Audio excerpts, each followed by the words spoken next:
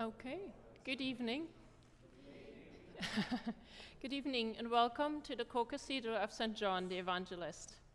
I'm Ulrike McGregor and I'm delighted to see you all here tonight for our third session of reflections on Advent and Christmas through art. Last week in the Gospel we heard the angel Gabriel announce the miraculous pregnancy of Elizabeth with St. John the Baptist. And in our reflections, we discussed the nativity scene of John's birth by Murillo.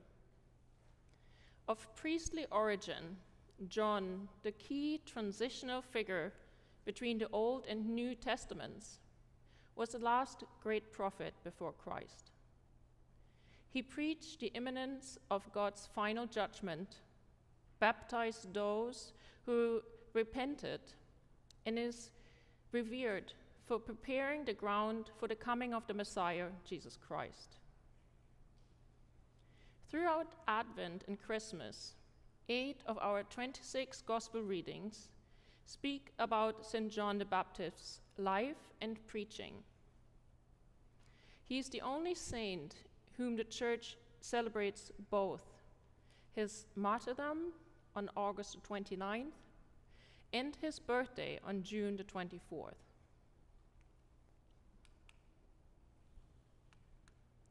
Because of John the Baptist's importance for the time of Advent, I have chosen 3 artworks for this evening's reflection to consider his early years, make us witnesses of John's baptism of Christ, and allow us to mingle in the crowd as John preaches. The first painting is entitled Virgin of the Rocks. It was painted by one of the most influential artists, not only of the High Renaissance, but of art history itself, Leonardo da Vinci. The Virgin of the Rocks was initially painted in 1483 to 1486, and then a second time it was painted between 1495 and 1508. And I will explain that a little bit more in detail when we get to that particular painting. Our second painting is from the early Renaissance. It is the Baptism of Christ, painted by Piero della Francesca, probably between 1437 and 1445. Della Francesca lived and worked in Salsepolcro near Florence. It's all the way over here.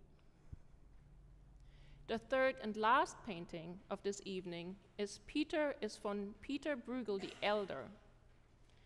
Bruegel was an artist from the Low Countries, also known as the Netherlands and Flanders, whose work we have enjoyed during our Advent and Lenten reflections in the past.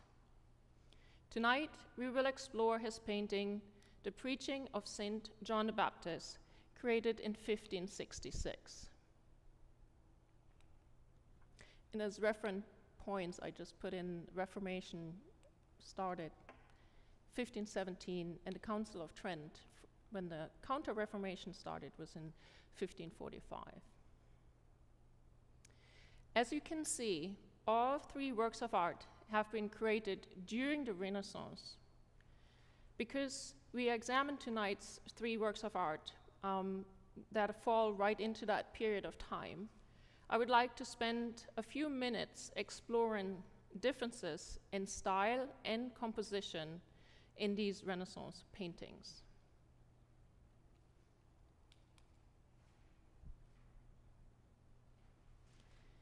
The Renaissance brought about a new tradition in the field of art. Artists aimed to achieve a greater sense of realism and naturalism in their paintings, as opposed to the rigid and stylized characteristics of the preceding medieval. If we think of icons, they're rather flat. Artists were aided in achieving this goal in part through the development of oil paint. which in turn gave rise to the development of new painting techniques. The most important techniques that were established during the Renaissance were fumato, chiaroscuro, foreshortening, as well as linear and aerial perspective. The advent of these techniques marked a significant shift in art history. Used in combination, these techniques contributed hugely to an artist's ability to create three-dimensional figures on a two-dimensional surface. I would like to briefly expand on the techniques of fumato and aerial perspective, which is also known as atmospheric perspective. Since we will observe these techniques in the painting of the Virgin of the Rocks by Leonardo later in the talk.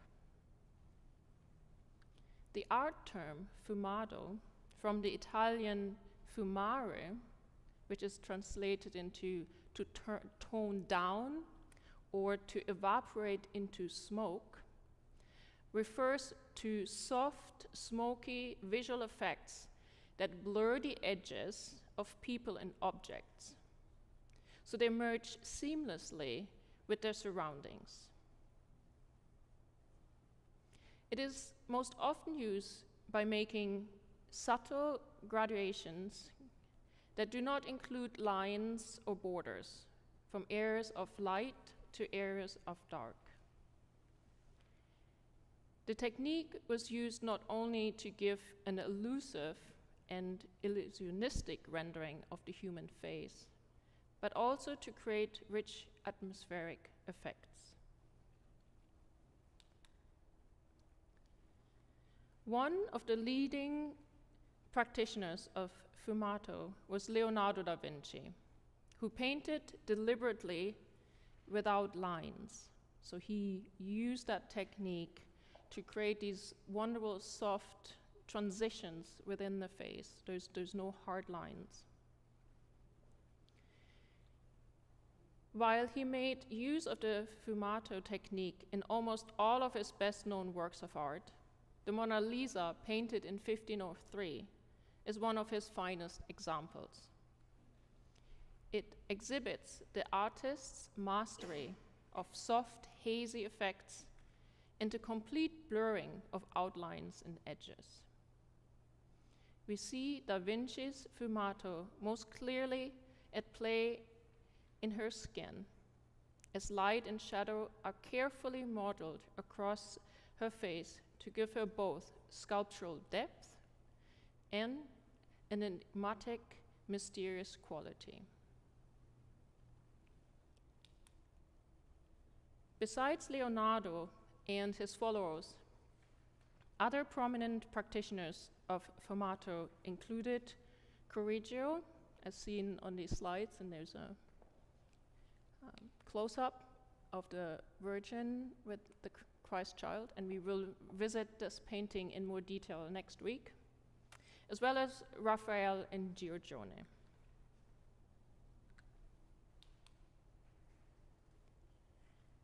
The second technique I would like to touch upon is aerial perspective. Aerial perspective was rediscovered by Flemish artists during the Renaissance, after it was lost from the European art during the Middle Ages. Leonardo first used the term aerial perspective in his treatise of painting. He described the phenomenon in which objects in the distance appear to look fuzzier or hazier. Also, different colors become weaker or stronger in proportion to their distance from the observer, depending on the color's wavelength. An example of this are distant mountains with a bluish hue, as seen in this work by Patiné. Also painting is divided in kind of three areas. You use the kind of darkest hues in the front, and then you get a little bit lighter in the middle section, and then the lightest hues of the color in the back. And then also, so these mountains are a little bit closer to us, so there's a darker blue, and as they further go away, they get lighter and lighter, and that helps our eye to recognize that there's a greater distance between these objects. Aerial perspective is used to create illusions of depth or recession in a painting or drawing by modulating color to simulate changes affected by the atmosphere on the color of things seen at a distance. And this is a good time now to start with our first painting of this evening. It's The Virgin of the Rocks by Leonardo da Vinci. And if you would like, you can follow the introduction to the artist on the handout. Leonardo da Vinci is considered a genius who, among other things, was a painter, mathematician, engineer, architect, botanist, sculptor, and anatomist. His detailed knowledge of anatomy, light, botany, and geology allowed him to create some of the most renowned masterpieces in art history, including The Last Supper, which we had discussed in the past, and the Mona Lisa. Leonardo was born near Vinci in Tuscany in 1452. He trained in Florence as a painter and sculptor in the workshop of Andrea del Rocchio from 1435 to 1488. He was principally active in Florence in two periods, 1472 to 82, and then again 1500 to 1508. And then he worked in Milan, again twice, from 1482 to 99, and then from 1508 to 1513. Leonardo spent his final years in Rome, 1513 to 16, and then in France, 1516 to 1519, where he died of a stroke and was buried there in 1519. And as you probably noticed, we like to include the reason why someone dies. It's, I think, again, Chris reads my introductions to you, and he sometimes like, oh, you need to tell them why the person died. It's like, okay. Yeah, exactly. So we're coming from a medical environment, so we need to know these details. One of Da Vinci's greatest Renaissance paintings, Virgin of the Rocks, exists in two versions, as mentioned before. There's an earlier one, which sometimes is also called the Madonna of the Rocks, and it's now in the Louvre. And it's the one over here to the left. It has been before, it was part of the French royal collection. And then there's a later one, and that's now in the National Gallery. And they were both painted by Leonardo da Vinci. It's believed that this mostly is exclusively by Leonardo da Vinci. Here there's maybe some question if he had some help by other artists. And they have both, do I mention that? They were both, the first version was commissioned by the Confraternity of the Immaculate Conception in Milan in 1483. Soon after Leonardo entered the service of Ludovico Sforza, the Duke of Milan. And both of these religious paintings are masterpieces of Renaissance art, not least because they are among less than 20 known works painted by the hand of Leonardo. He, however, left a large body of drawings, almost 2,500, that record his ideas. Most are still gathered into notebooks. And there are some notable differences between the two paintings, which we also can discuss and explore as we go through these works of art. Just a quick background. So it's believed that this is the earlier one, and that was commissioned by the Confraternity of the Immaculate Conception in 1483. At that point, it gets a bit unclear. So there was definitely some dispute about the money, and it is not quite clear if there's two versions out there. One is that they had agreed to pay him a certain amount of money, plus a bonus if they really liked the painting. I think they liked it, but then didn't really want to pay him the bonus. And then the story goes that Leonardo kept the painting for himself and sold it for a larger amount of money. But then the confraternity got together again and really worked on Leonardo and said, we really would like the painting, and so they asked him to paint a second version, which he then agreed. But it obviously was installed much later than they probably had hoped for.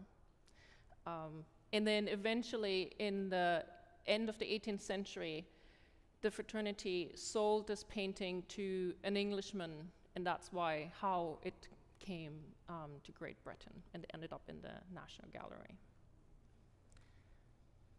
As you consider tonight's first painting, either here on the screen or on your handouts, I will quote from the Gospel of John, chapter 1, verses 6 to 8.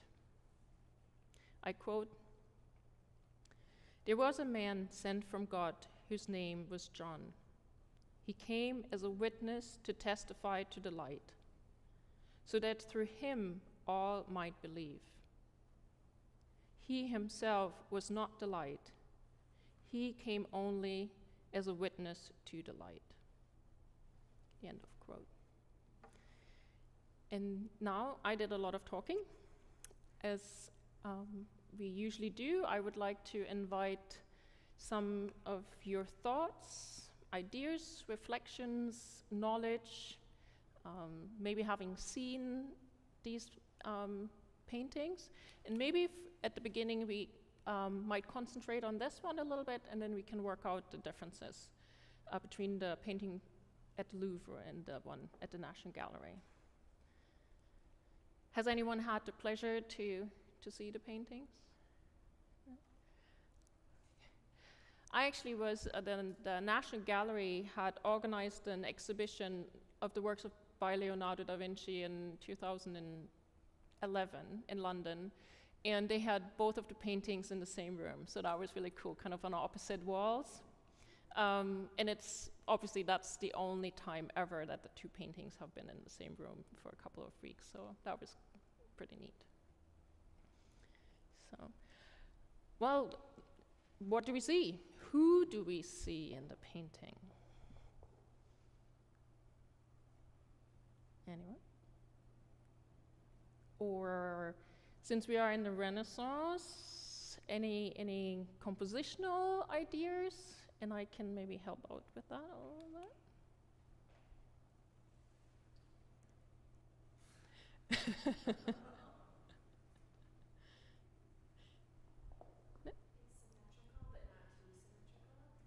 Excuse me? It's symmetrical, but not too symmetrical. So, like, yeah, we have the triangle. Oh, sorry. Yeah. It's really nice for the people who watch the videos. Oh, cool. Hi. I was just saying it is symmetrical without being too symmetrical. So we have Mary in the middle, and then John on the side, and then we have two figures. Is it Jesus and Gabriel are on the other side? Yes. I, on my handout, said Gabriel. Sometimes you read Gabriel, but it's not necessarily 100% Gabriel. So the angel. The angel. Yes. Very good. Yeah, exactly. So during the Renaissance, painters liked to arrange their figures in usually a kind of a triangle, but here, as you say, it's not stiff. I mean, because we're in the high Renaissance, Leonardo kind of steps out of that a little bit more and makes it more like a pyramid, so a pyramid-like structure. So he pushes Christ child out just a little bit. And we can go here.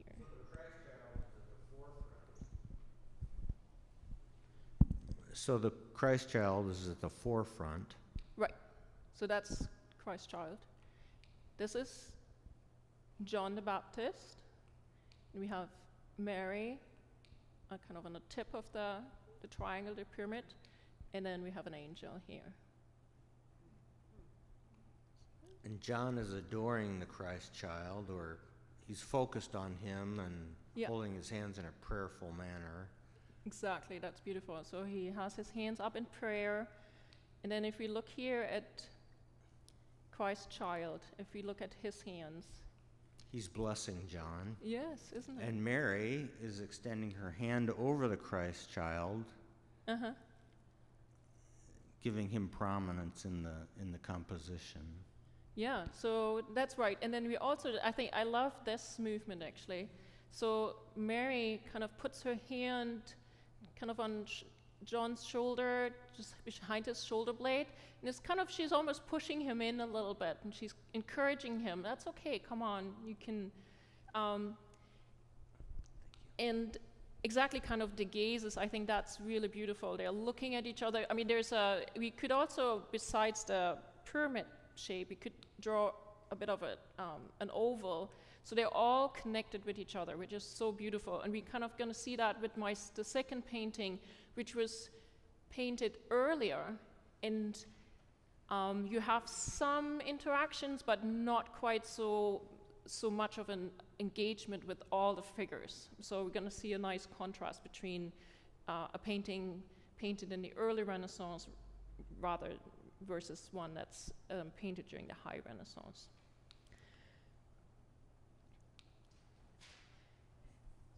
And yeah. Could the two babies be reversed? Excuse me? Could the two babies be reversed? Could the Christ child be the one that Mary has her arm around, and John the Baptist and the angel are pointing? I think that's a very good point, in the sense that, well, you could think so, right? Because I think this is what throws people off. And I think that's a very valid point. I think the reason we know that this is John and this is Christ's child is and again, it's easy to see on your printouts. Actually, it's unfortunate. In this version, the child over here has the cross, which is symbolic for St. John. And so that's why we know it's St. John. But I think so too. I mean, I think because you could, first of all, why is the angel pointing at John? Because you would think the most important person in the painting is Jesus. And initially, the roles are reversed, that John, when he baptized Christ. So I think there is certainly nothing wrong, or I think it's a very sensible question to consider that. I think the second painting, or the second version of this painting, kind of makes it clear what his intention was.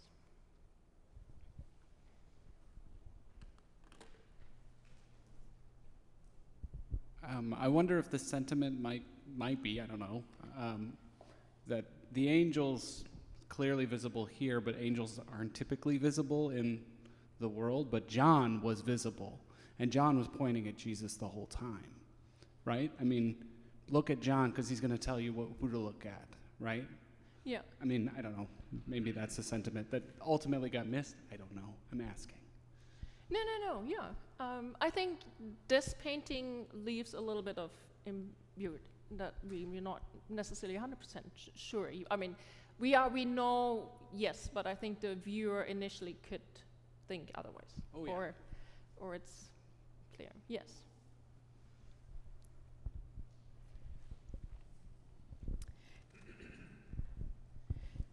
I'm always amazed by the mystery of John the Baptist and Jesus with their mothers being cousins, and right from the beginning, 6 months, Elizabeth pregnant, and Mary comes. And then it seems that they don't actually know each other, if you listen to the gospel, because are you the one, or are we to look for someone else? Right. And then ecce homo, then all of a sudden, behold the Lamb. So it's a mystery, the relationship, John the Baptist and Jesus with Mary, Elizabeth. And what I kind of appreciate and sort of love, because of the way the mystery unfolds for all of us, is it wasn't automatically so clear. Mm-hmm. It seems. I know the artist here clearly is making the connection. And then as it evolves and develops, John is wondering, are you the Christ? And then behold the Lamb of God. Mm-hmm. It's an interesting development. Yes. I think to extend on that, I think there's two, once in art history or paintings, one sees this combination quite often. I think it was attractive for artists to present it that way, to include St. John into the painting. And I think that goes back to the proto-evangelium of James. I think he, in his writings, talks about a period of time when Mary and Christ, when they had to flee into Egypt to escape the massacre of the innocents, that at that journey they might actually have met as infants. So I think that was very attractive for artists to kind of pull on that story to depict that. And since we spoke a little bit about the aerial perspective, I kind of, so if we look at this whole painting, and I think, so it's called The Virgin of the Rocks, and it's a rather arresting, interesting setting. If we think of other times, if we think of the presentation of the Virgin with the Christ child, or with and without John, quite often, particularly in the earlier Renaissance, Mary sits on a throne or on a more dignified environment. So it's quite curious that Leonardo painted her in like a grotto. There's a little river running in front of here. I think that's the reference again to John the Baptist, the water, the River Jordan. So it's a kind of a curious setting. Potentially the explanation is that he wanted to make it also timeless or placeless. We all can relate to it without having a specific place. And one explanation that I read was, since it was painted for the confraternity of the Immaculate Conception, kind of this mystery of the Immaculate Conception in a wider sense, again, to set it into an environment that is less defined. But I would like to draw your attention to like this space over here. Since we introduced the aerial perspective, Leonardo was really a master in doing that, and I kind of zoomed into this a little bit, and it's just, again, so beautiful how he was able to create great depth in this painting. With, if you see the differences between the colors he used are very small, but he was still able to generate this mysterious space in the painting. I guess that was my question, is what was the significance of the grotto? Of the The grotto. Yeah, again, I think it's kind of this probably mystery setting, unless someone might have an idea. There was a couple of things I wanted to say. For this one, when you're talking about the depth of field, you can see that there's like 3 different levels. I mean, the foreground there rock that you're showing has a less blurry, no, the very foreground rock, right? The closest rock, the edges look fairly sharp, and then there's the middle rocks that are a little bit more blurred edges, and then the even deeper ones that are hazed even more. So you get the 3 level depth. And then the one before, I was just going to say the question of that's Christ. Whenever I look at a photograph, I always think, where is the light source? And this one, it's pointing right at Christ. He is the brightest, and the shadows follow that. And all of the figures are looking at Christ as well. So the light is directed at him and all of their gaze. Yeah. Yeah. And I've really agree. So I think at the end of the day, there was never a question, but when one looks at it at the first moment, I think there is this ambiguity, very much so, I think, because of the angel pointing, that kind of, I think this throws people off for a moment. Just need to move on. So this is the version that's at the National Gallery, and it's very dark, and I already tried to find the lightest of them all.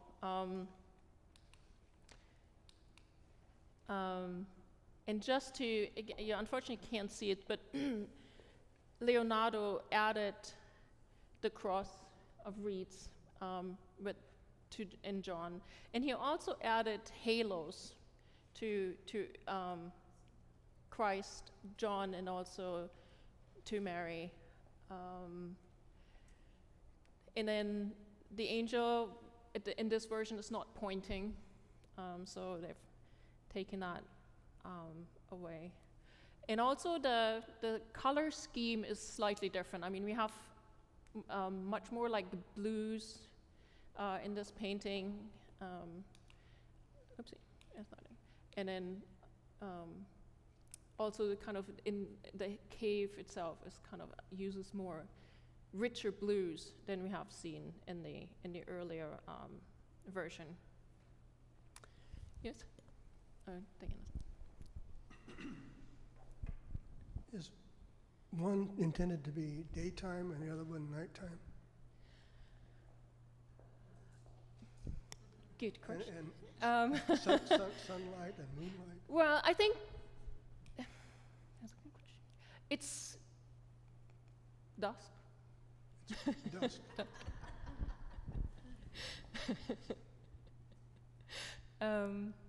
It certainly is somewhere in between. I mean, it's not day, and then they're somewhat in the cave. Don't know the answer.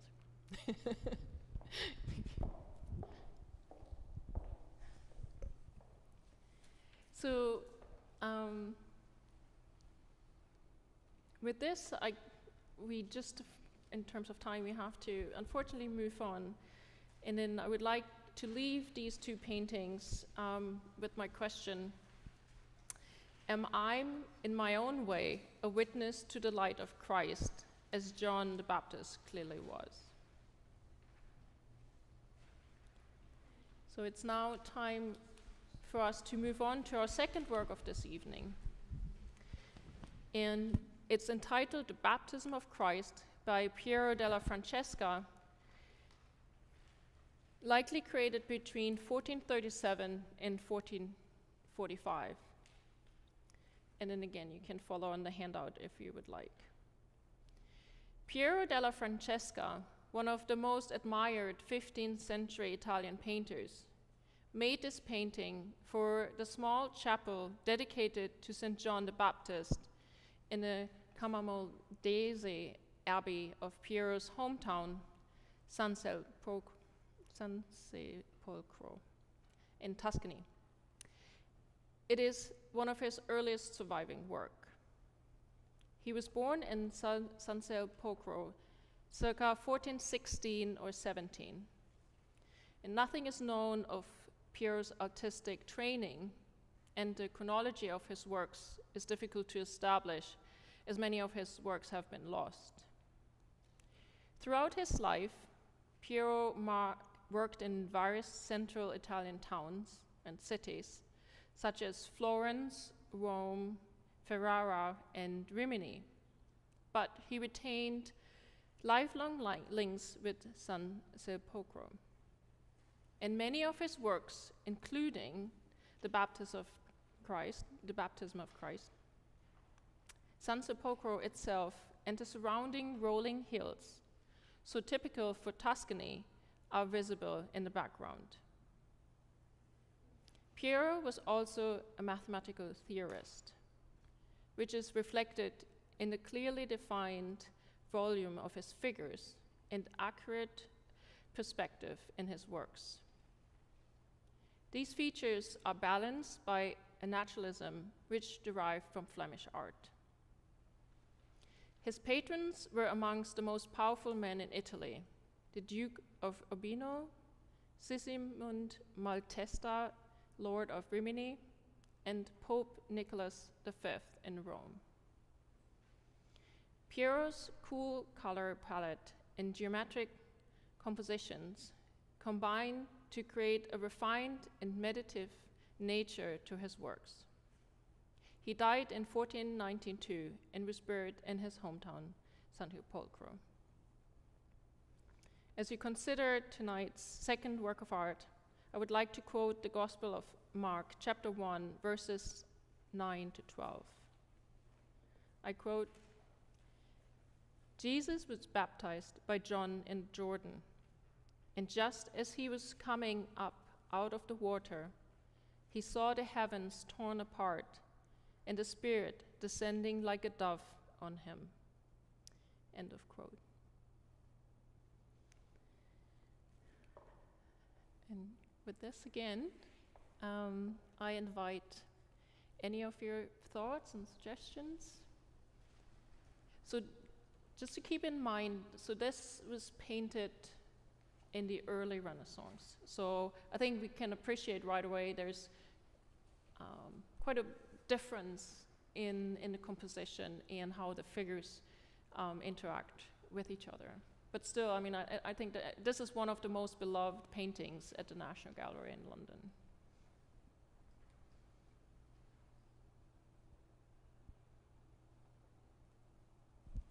So are there a little cluster of angels in the background? Is that a wing I see? Yeah, so you're referring to we have three angels, and then yes, there's a wing over here. So the first angel is dressed in kind of red and blue. The second one, kind of a white, and then blue, and then kind of probably faded into a little bit of pink. That's right. And then, so obviously the figures, kind of, just since we were into our lines today, it's quite remarkable. Oops, sorry.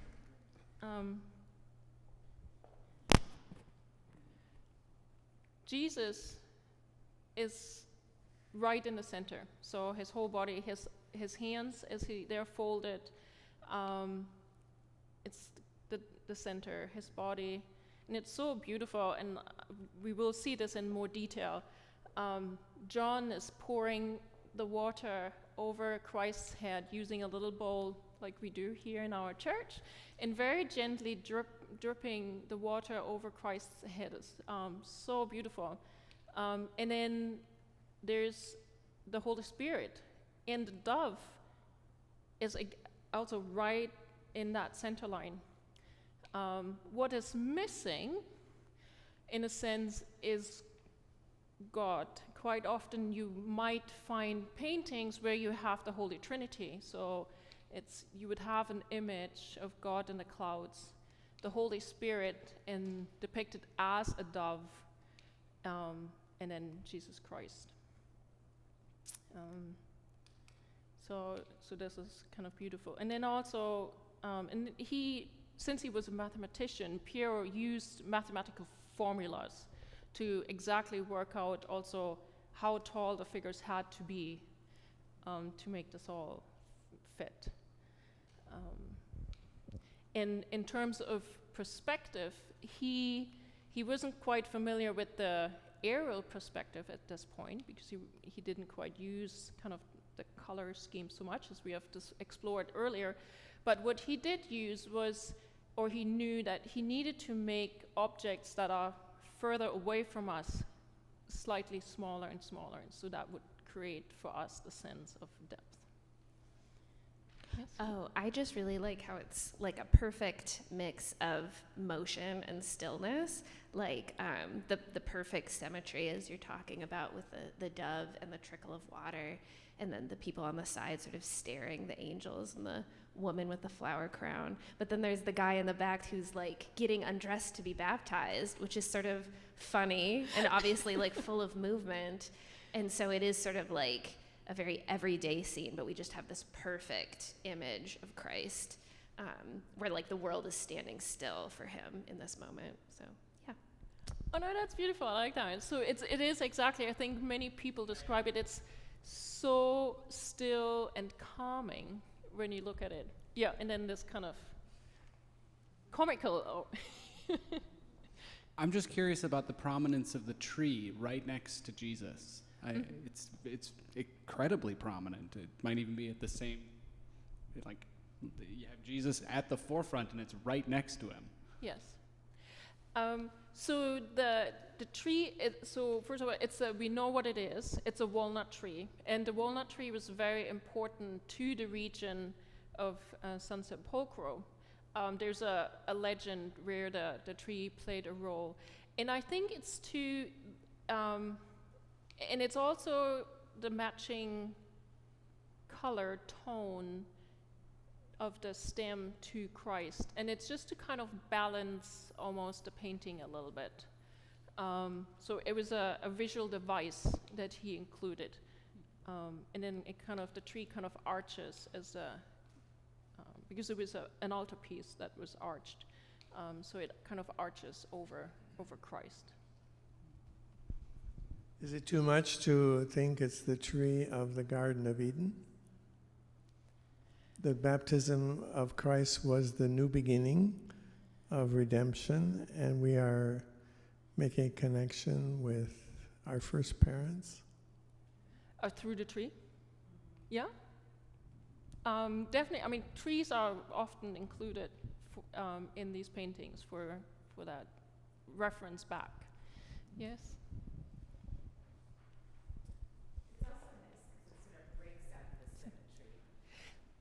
It breaks up the symmetries, so it adds more interest. Yes. So it's not as flat as exactly, because I think if the tree would be missing, so it really adds to the painting, to like the balance of it, and framing. Yes. Yep.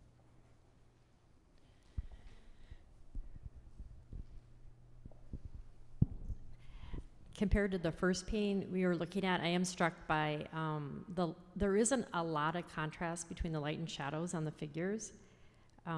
Like you were saying, the trunk of the tree is kind of similar to Christ's skin color, and like you were talking about earlier, I call it gradients, but they give the 3D with the light and shadow, where you don't, just a lot less contrast on the figures here. That gives them a little bit of a flatter appearance.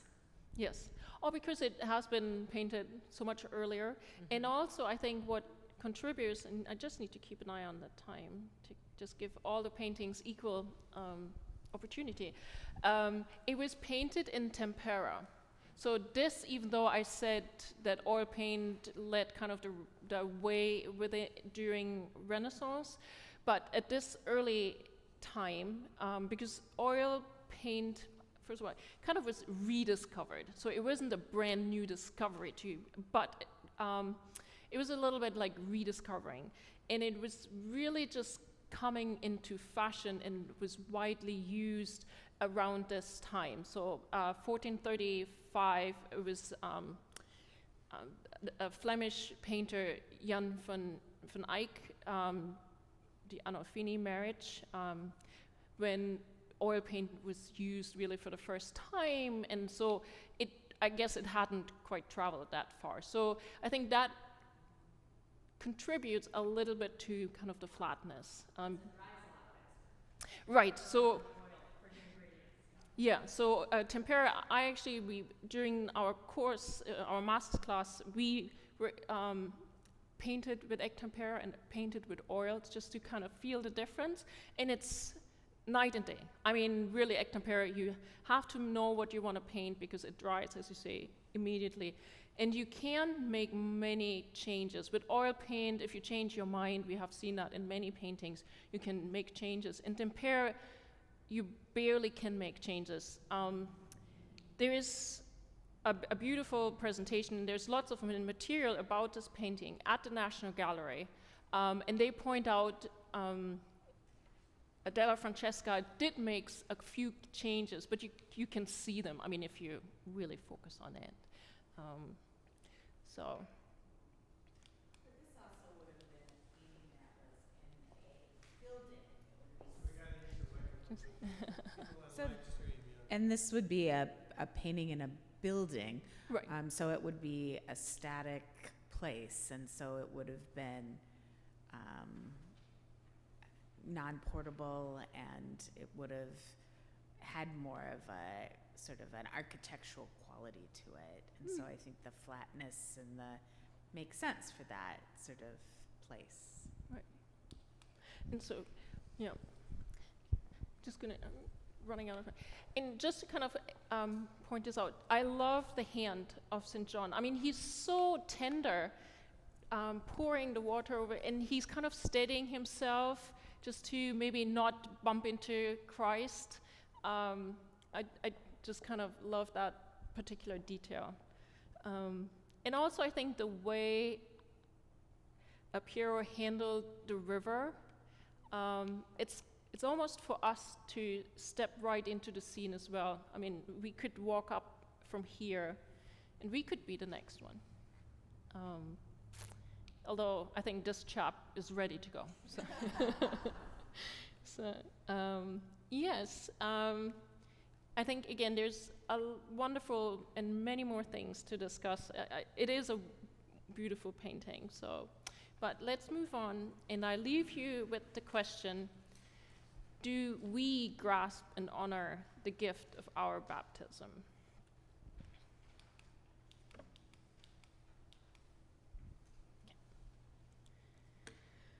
I would like to conclude our reflection of St. John the Baptist with our third painting, The Preaching of St. John the Baptist by Peter Bruegel the Elder, painted in 1566. You may remember during our last Advent series, I had included Bruegel's painting, The Census at Bethlehem. Peter Bruegel the Elder was born around 1525 to 1530 in Breda in the Low Countries. Early in his life, Bruegel moved to Antwerp, one of the most vibrant commercial cities in Northern Europe at the time, as well as the center of publishing in the Netherlands. Later, Bruegel spent time in Rome and other cities in Italy, but eventually moved back, and then he moved to Brussels in 1562-63 and died there in 1569. Peter Bruegel the Elder was the greatest of a large and important southern Flemish family of artists, active over 4 generations in the 16th and 17th centuries.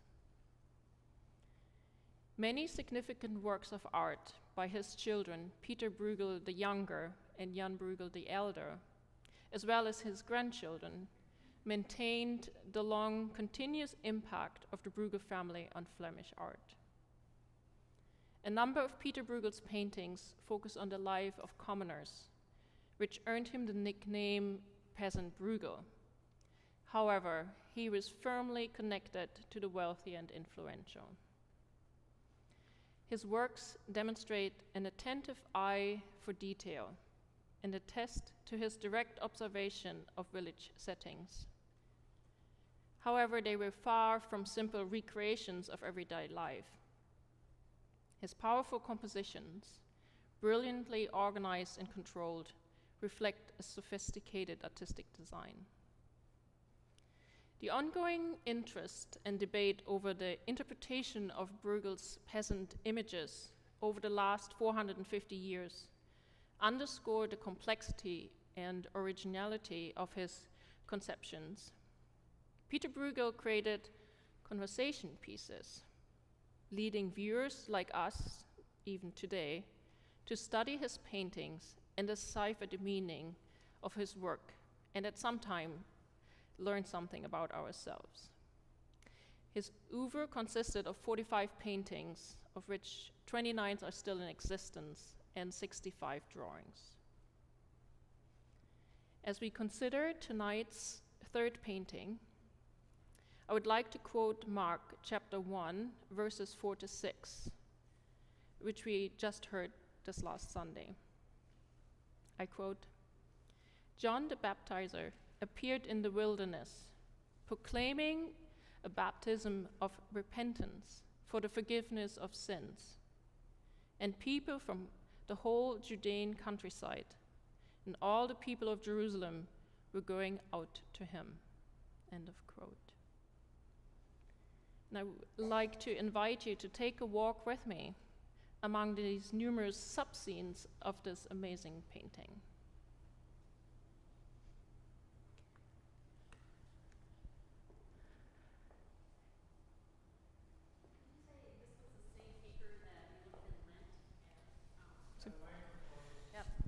Did you say this was the same painter that did that wedding dance one that we looked at in Lent? He did that as well, Okay, yes. yeah, yes. same style. Yeah. So yeah. Peter Bruegel the Elder painted a lot of kind of ordinary scenes. So like he's famous for the wedding feast. But this is actually our third painting by him, because he kind of was leaning towards the religious paintings, without making them too religious, because if we remember around this time, Counter-Reformation was going on. We are in the Low Countries, so there was a very strong sense for the Reformation, but they were ruled by the Spanish, so there was a big push from Spanish. They were very Catholic, so I think he had to walk very tentatively and tell his stories carefully. And I think that's why he made it a little bit difficult for us sometimes to figure out what is going on. So I'm kind of helping you here a little bit again. So, so this is John the Baptist preaching to all these people. And I think it's just, again, very interesting. All of Judea came together, right? And I think he really depicted this. We have all these responses. You probably see the same, right? People are yawning, falling asleep, someone is very attentive, and we all see these wonderful responses. We all see these wonderful responses in his paintings. So this person is really listening, I think, and really thinking about what he hears. Other people might not pay so much attention. Children are kind of playing and doing their own thing. And it's also the variety of people in the painting. So, for example, over here, a little bit removed, but seeing the dresses, they were probably from a nobler background, but they still were coming, and they were still listening to John's preaching. And then, so I kind of pulled a few things out. It like kind of, again, we have a pointing here, it's like, and kind of whispering, and they probably think, I always put myself into this situation because would I go, right? Would I have gone if someone said, there's someone who tells me to repent? Would I have gone? Who would I be in this painting? That's why. Would I be someone's like, it's like, do you think this guy is real, right? Or would I pay attention? Or another scene I kind of pulled out here, which is quite interesting. It's like it's a charlatan. So this person is reading his palm. So again, there was also this going on too. Who can tell my future? Is it John the Baptist, or is this guy the real deal? So I think it's really nice. And then this person kind of looks at us, I think, because as we are approaching, we could, again, I always like to think of where am I when I look at this painting. I could come up the path here, and the person over here, he's kind of looking at me, and where do I fit in?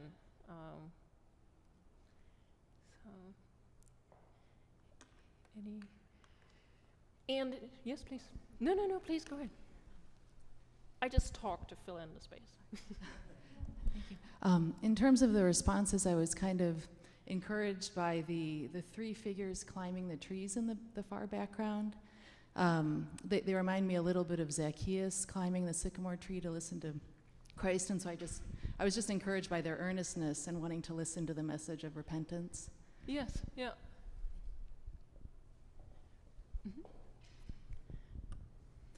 Ulrike, I'm just curious about the painting being done on wood. And was that typical of this time or typical for this artist? And how does that impact? It's got such a lovely, like, calm tone with all those kind of similar shades of browns and oranges and such, which I love. It's beautiful. Mm-hmm. But the wood. Mm-hmm. So it definitely, and it's probably kind of a transition time. So we are in the mid-16th century. Canvas was just kind of coming in, and it was mostly or more used in Italy.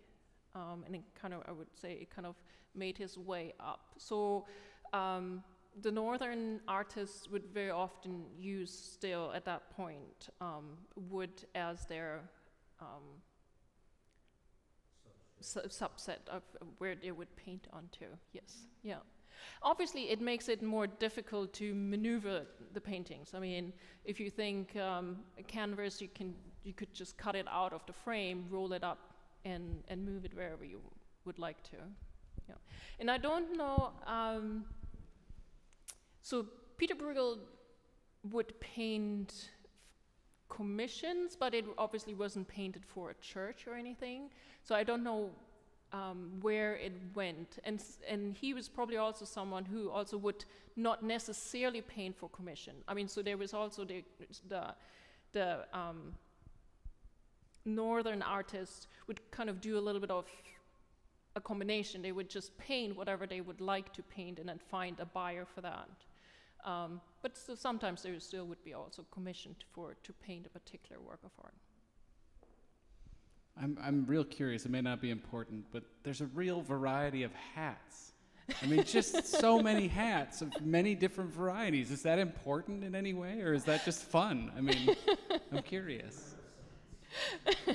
I love it. So no, I think that's exactly what he wanted to achieve, that we wonder about these things. And then again, it just adds to all the variety of humanity. So yeah, I mean, I think this is, for example, there's a Chinese person. This one, it's actually interesting.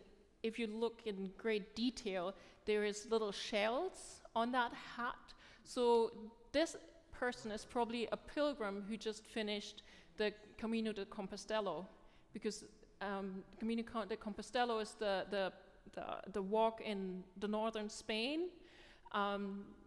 And when you finish, and while you're walking the Camino, you receive that little shell. And so again, there's just those tiny, tiny little details. When we looked at one of the paintings at the beginning during Lent, and it was part of the Viennese collection, and they did a microscopic filming of the painting. So I don't know if some of you remember. So you can go into the painting to micrometers. I mean, you can look at every single detail, and it's so much fun. Unfortunately, this one, because it's in Budapest, they didn't digitize it that way. But yeah, you could find hundreds of facial expressions, different scenes, people interacting in a certain way with each other. Another point is that the palm reader there, Yeah. with those stripes on the mantle, those horizontal stripes, that's a very Eastern thing. And a point is that when the Carmelites left the Holy Land and went to Europe, when they were expelled, they had to change their mantles from horizontal stripes to just a white mantle because they were viewed as too Eastern and suspicious in Christian minds. So this sort of implies that this palm reader is not a Christian, but is an Eastern seer or something like that, which is suspicious. Uh-huh. Okay, yeah, thank you. Which would have been valid in Jerusalem at that time. Yes, yeah. Oh, yeah, absolutely. Who do you think the person is to the left of John the Baptist that is in white, right there? Yes. Who do you think it is? I don't know. Who is it? So thank you very much, actually, because we need to unfortunately finish, but that was going to be my last question. So let's see. So so this scene, the preaching of the baptism and also the preaching is mentioned in all the 4 Gospels, and so it says in one of the 4. Christ is amongst us, but we don't see him yet. I mean, I'm rephrasing here, but that's so. Who is it? Christ. I think again, kind of, that's what people believe, that what Peter Bruegel the Elder, he included Christ in the painting. So yes, we are way over time. I'm sorry, children. And I leave you with the last question. Do I today hear John's call to repentance? Thank you very much. So.